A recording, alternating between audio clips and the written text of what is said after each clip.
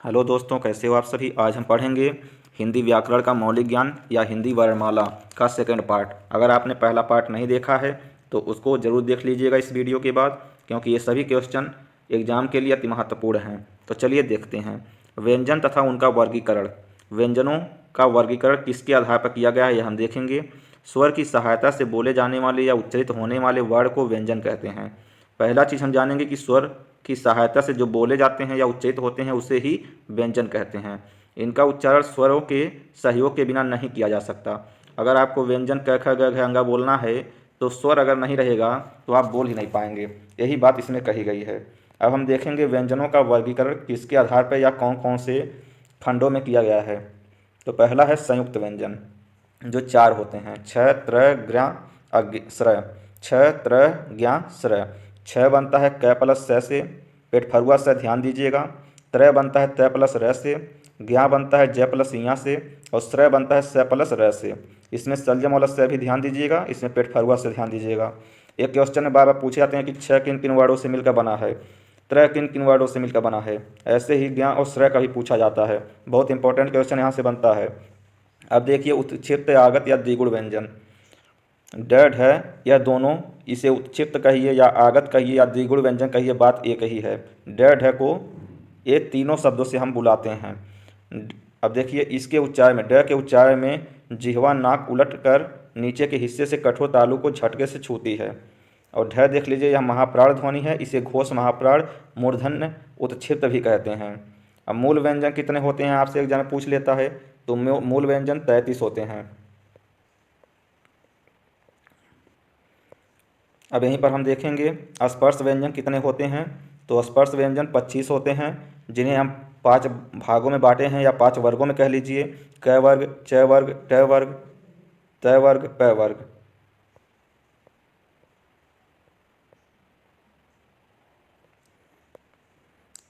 इसमें अंतस्थ व्यंजन भी देख लीजिए। अंतस्थ व्यंजन भी 4 होते हैं, य र ल व। और उष्ण व्यंजन ये भी 4 होते हैं, तीनों स होते हैं और है। इससे मोस्ट इम्पोर्टेंट क्वेश्चन बनता है एग्जाम में, बहुत इंपॉर्टेंट चीज़ है, इसको ध्यान दीजिएगा। अब देखिए व्यंजन के कुछ प्रमुख तथ्य हैं जो एग्जाम में बार बार पूछे जाते हैं। संयुक्त व्यंजन किसे कहते हैं, तो दो व्यंजनों से मिलकर बने व्यंजन को संयुक्त व्यंजन कहते हैं।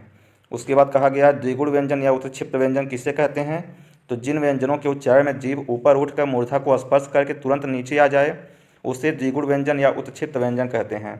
अब पूछ लेगा आपसे स्पर्श या स्पर्शी व्यंजन किसे कहते हैं, तो जिन वर्णों के उच्चारण में मुख के किसी विशेष स्थान से होता है, जिन वर्णों का उच्चारण मुख के किसी विशेष स्थान से होता है उसे स्पर्श या स्पर्शी व्यंजन कहते हैं।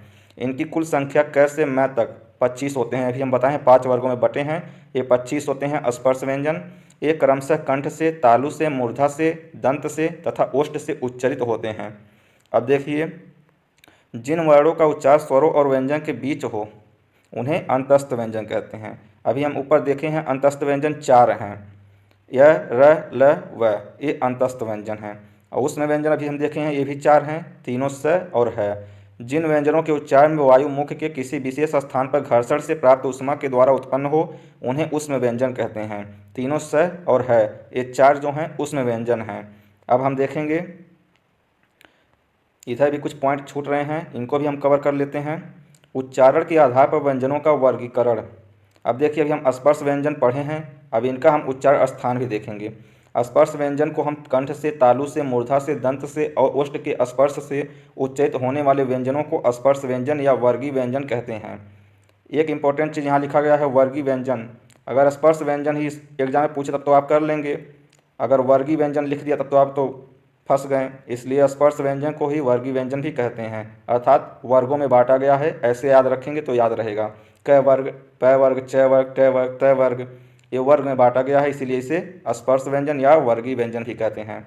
कॉन्सेप्ट आपका क्लियर हो गया स्पर्श और वर्गीय का। अब देखिए कंठ व्यंजन। कंठ व्यंजन भी 5 होते हैं, क ख ग घ अंगा, इन्हें क वर्ग कहते हैं। अब देखिए तालु व्यंजन, जिन्हें हम तालव्य व्यंजन भी कहते हैं, ये भी 5 होते हैं। च छ ज झ इया, च वर्ग तालु से, क वर्ग कंठ से। अब यहीं पर देखिए ट वर्ग मूर्धा से, त वर्ग दंत से। बहुत इंपॉर्टेंट क्वेश्चन है, आपसे पूछ लेगा थ, यह किससे उच्चरित होता है, तो आपको बताना पड़ेगा दंत।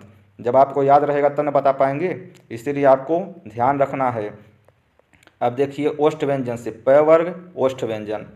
अब यहाँ पर आप सब एक बार क्लियर कर लीजिए। क वर्ग कैसे कंठ, च वर्ग तालु, समझें? ऐसे आप सबको देख लीजिएगा। ट वर्ग भी है मूर्धन्य से, तालु से, दंत से त वर्ग, ओष्ठ से प वर्ग। ऐसे आप जो भी ट्रिक बहुत बन जाएंगे, आप बना लीजिएगा। अब देखिए दंतोष्ठ व्यंजन। दंतोष्ठ व्यंजन में केवल एक आता है वह, इसे दंतोष्ठ व्यंजन कहते हैं। अब देखिए वर्त से व्यंजन। जिह्वा के अग्रभाग या नोक के द्वारा दांतों एवं मसूड़ों के पास उभरे खुरदुरे भाग से उच्चरित होने वाले व्यंजन जो 5 हैं, ज, न, र, ल, स, जनरल स, ये वर्त से व्यंजन हैं। इनको भी ध्यान दीजिएगा। अब हम पढ़ेंगे प्रयत्न के आधार पर। प्रयत्न के आधार पर कौन कौन से प्रकार व्यंजन होते हैं, देखिए। ध्वनियों के उच्चारण में अंदर से आने वाली वायु जो विभिन्न प्रकार के प्रयासों से परिवर्तित होकर बाहर आती हैं, उसे प्रयत्न कहते हैं। प्रयत्न के आधार पर व्यंजनों का विवरण इस प्रकार है। स्पर्श संघर्षी व्यंजन 4 होते हैं, च, छ, ज, छ। इया को मत लीजिएगा। स्पर्श संघर्षी व्यंजन केवल 4 होते हैं, च, छ, ज, छ। इया को छोड़ दीजिएगा। निश्वास वाग्यंत्र जब क्षण भर के लिए अवरुद्ध होकर घर्षण के साथ निकले तो उसे स्पर्श संघर्षी व्यंजन कहते हैं। अब देखिए संघर्षी व्यंजन जिसमें उच्चारण अवयवों के परस्पर समीप होने से श्वास का घर्षित होकर निकलना होता है, उसे संघर्षी व्यंजन कहते हैं। ये 2 प्रकार के होते हैं। हिंदी वर्णमाला में आगत वर्ण उन्हें कहते हैं जो हिंदी या संस्कृत के अतिरिक्त अन्य भाषाओं या विदेशी भाषाओं से आए हैं। इनकी संख्या के विषय में प्रायः मतभेद हैं, जैसे ख, ग, ज, फ। आप ध्यान दीजिएगा, ये ख केवल सिंगल नहीं है, यहाँ बिंदी वाला ख है। वैसे ही ग में भी, ज में भी, फ में भी। इनका उत्पत्ति विदेशी भाषाओं से हुआ है। अब देखिए हिंदी वर्णमाला में तीनों स हैं, ये भी संघर्षी व्यंजन के अंतर्गत आते हैं। अब देखिए नासिक के व्यंजन। नासिक के व्यंजन में आप देखेंगे तो अंगा, इया, र, न, म, ये 5 होते हैं। नासा रंध्र मार्ग से निकलने वाली ध्वनियाँ हैं, ये नासिका ध्वनियाँ, नासिक के भी जिसे कहा जाता है। अब देखिएगा पार्श्विक व्यंजन। पार्श्विक होता है एक होता है लुंठित और एक होता है उत्क्षिप्त। ये तीनों एग्जाम में पूछा जाता है और हम कन्फ्यूजन में पड़ जाते हैं। तो पार्श्विक व्यंजन आप ध्यान दीजिएगा, ल है केवल एक, लुंठित है र केवल एक, और उत्क्षिप्त व्यंजन आ गया या द्विगुण व्यंजन आ गया तो यह डेड है। बस यही कॉन्सेप्ट है कि पार्श्विक ल है, लुंठित र है, बाकी उत्क्षिप्त 2 होते हैं, डेड है। पार्श्विक कैसे बोले जाते हैं, देखिए निश्वास के समय जिह्वा के बगल से निकलने वाली व्यंजन ध्वनि। और लुंठित कैसे बोला जाता है, जिह्वा नोक का वर्चस्व से कई बार टकराव या प्रकंपन से उत्पन्न ध्वनि। लुंठित को प्रकंपित ध्वनि या प्रकंपित व्यंजन भी कहते हैं। देखिए एक कॉन्सेप्ट और यहाँ पर है, पूछ लेगा एग्जाम में, प्रकंपित ध्वनि कौन सी है, तो र। लुंठित कौन सी है, र। पार्श्विक कौन सी है, ल। ध्यान दीजिएगा, बहुत इंपॉर्टेंट क्वेश्चन है। जिह्वा नोक वर्चस्व से अथवा कठोर तालु के टकराव से या टकराहट से उत्पन्न ध्वनि ड है, इसे उत्क्षिप्त व्यंजन कहते हैं। अब देख लीजिए कुछ पॉइंट इधर भी हैं, जैसे उत्क्षिप्त व्यंजन के भेद बताइए, आगे आपसे पूछ लिया गया, तो वर्त से होते हैं और मूर्धा उत्क्षिप्त होते हैं। अब देखिए स्वर तंत्री के आधार पर व्यंजनों का वर्गीकरण। श्वास नली के ऊपरी भाग के कुछ नीचे स्वतंत्र स्थित होते हैं जो ध्वनि उत्पादन के प्रमुख अवयव हैं। इनका विवरण इस प्रकार है।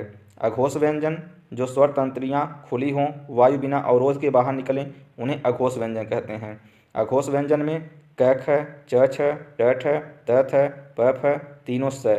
है को मत लीजिएगा, है आपके सघोष होते हैं। अघोष में केवल यही होते हैं, द्वितीय वर्ण प्लस तीनों स। अब देखिए सघोष कहिए या घोष कहिए, इसमें आ जाएंगे आपका जब वायु के अवरोध से स्वर तंत्रियों में कंपन होता है। इसमें स्पर्श व्यंजन वर्ग के तीसरे, चौथे और 5वें वर्ण और य, र, ल, व, और जो उसमें से बचा है उसको लेंगे हम सघोष में। बाकी तीसरा, चौथा, 5वां यहाँ आपको दिया गया है, देख लीजिएगा। उसमें पहला और दूसरा लेना है, इसमें तीसरा, चौथा, 5वां लेना है, बस यही कॉन्सेप्ट है। अब देखिए प्राणत्व के आधार पर व्यंजनों का वर्गीकरण कैसे किया गया है। प्राणत्व का आधार या प्राणत्व का अर्थ है श्वास वायु। वस्तुतः व्यंजनों में उच्चारण करते समय मुख से निकलने वाली वायु की मात्रा के आधार पर व्यंजनों के दो भेद दिए गए हैं, अल्पप्राण है और एक महाप्राण है। अब देखेंगे पहले हम अल्पप्राण। उच्चारण में श्वास का कम मात्रा में निकलना, इसे अल्पप्राण कहते हैं। वहीं अधिक मात्रा हो गया तो महाप्राण। अल्पप्राण में देखिए, स्पर्श व्यंजन वर्ग का पहला तीसरा पाँचवा अल्पप्राण होता है, जबकि दूसरा और चौथा महाप्राण होता है। अल्पप्राण में होता है अंतस्थ व्यंजन य र ल व, और महाप्राण में होता है तीनों स है। अल्पप्राण में ध्यान दीजिएगा, पहला तीसरा पाँचवा प्लस य र ल व। अब हम नीचे देखेंगे, यहीं पर महाप्राण भी दिया गया है, इसको भी देख लीजिए। उच्चारण में श्वास का अधिक मात्रा में निकलना या हकार की ध्वनि उत्पन्न होना महाप्राण व्यंजन कहलाता है। स्पर्श व्यंजन वर्ग का दूसरा चौथा जो भी हम बताए हैं, देख लीजिए, ख घ छ झ ठ ढ थ ध फ भ, ये दूसरा चौथा है स्पर्श व्यंजन के, और तीनों स है। उसमें य र ल व है, इसमें तीनों स है, बस इतना ही अंतर है। अब देखिए, अंतस्थ व्यंजन 4 होते हैं, इसमें से य तथा व को अर्धस्वर माना जाता है। बहुत इंपॉर्टेंट क्वेश्चन है, अर्धस्वर किसे कहते हैं? य व को अर्धस्वर कहते हैं। इनका उच्चारण जीभ या जिह्वा, तालु, दांत व ओष्ठ की परस्पर अपूर्ण मिलन से होता है। उच्चारण की दृष्टि से य को तालव्य कहते हैं, र को मूर्धन्य कहते हैं, ल को दंत कहते हैं, व को दंतोष्ठ कहते हैं।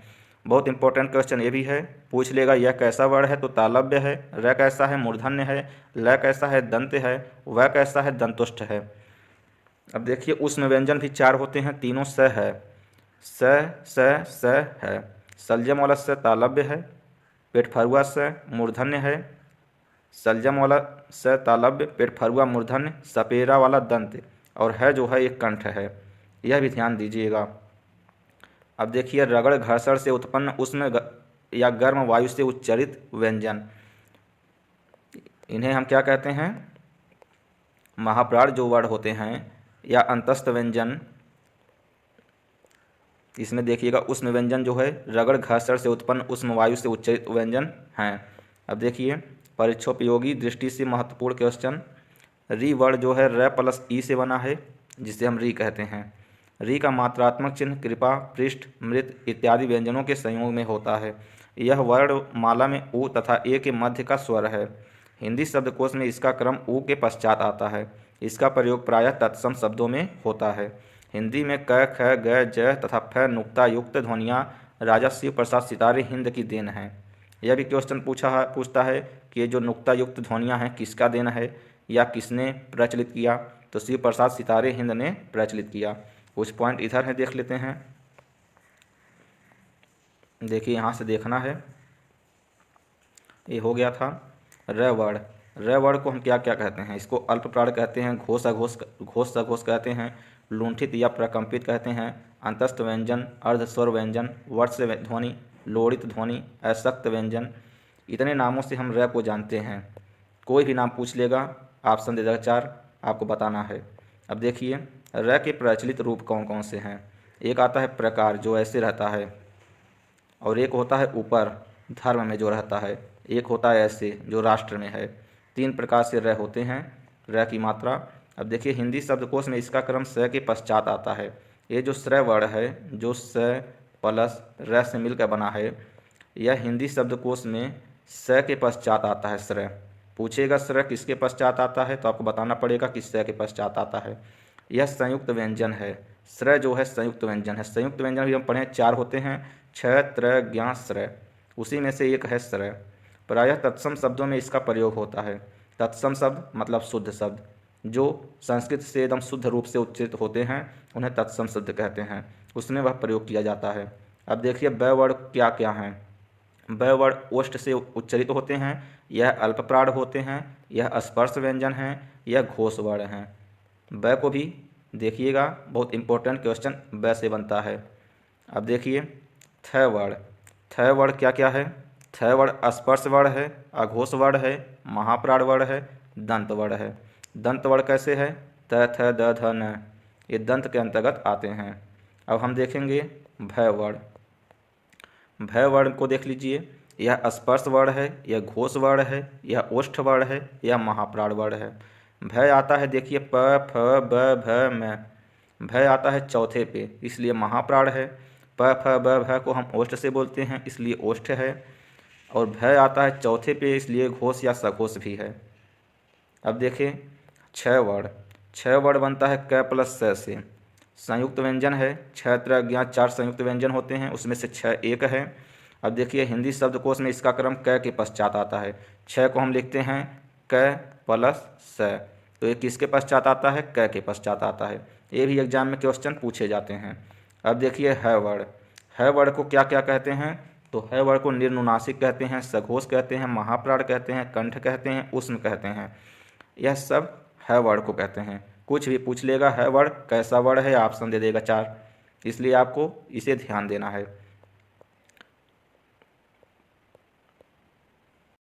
अब देखिए अकारांत। अकारांत में आ जाएगा जिस शब्द के अंत में अ आए, जिस शब्द के अंत में ई आए उसे इकारांत। ध्यान से देखिए अकारांत किसे कहते हैं? जिस शब्द के अंत में अ आए। आकारांत किसे कहते हैं? जिस शब्द के अंत में आ आए। इकारांत किसे कहते हैं?